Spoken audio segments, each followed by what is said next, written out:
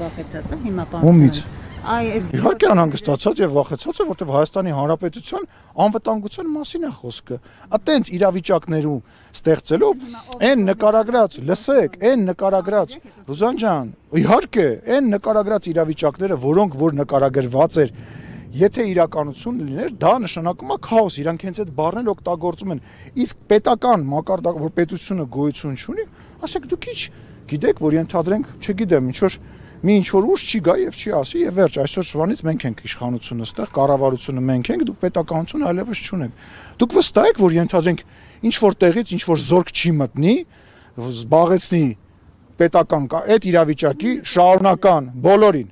շարունակական դեպքում, երբ որ բոլոր քաղաքներում պայթուններ են, երբ որ ոստիկանությունը չի կարողանում դուրս գա իր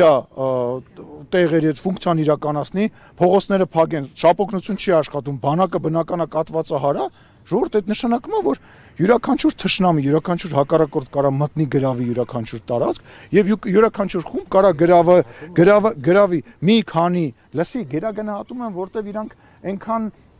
չկան ու չեն կարող լինել փառք Աստծո, որ նման բան անեն, բայց այն բանը, որ իրանք փորձելու են, Նարի Օնանյանը չկարողացավ միջև վերջանի, բայց դրա պատճառով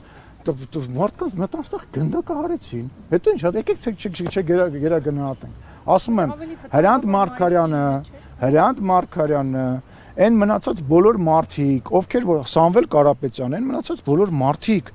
ովքեր որ նման բանի մասին էին խոսում, Աստված մի հարացե, որ տենց մի բան լիներ, գալու են աչքի ճպճպացնեին, ասեն մենք դա նկատի չունենք,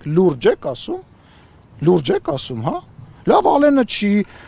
Նիկոլ Փաշինյանը չի, մյուսը հարցը չի, ես մի անգամ Արծվիկ Մինասյանին ասել եմ։ Մի անգամ Արծվիկ Մինասյանին ասում եմ, պարոն Մինասյան, շուտվա խոսակցություն եմ ասում,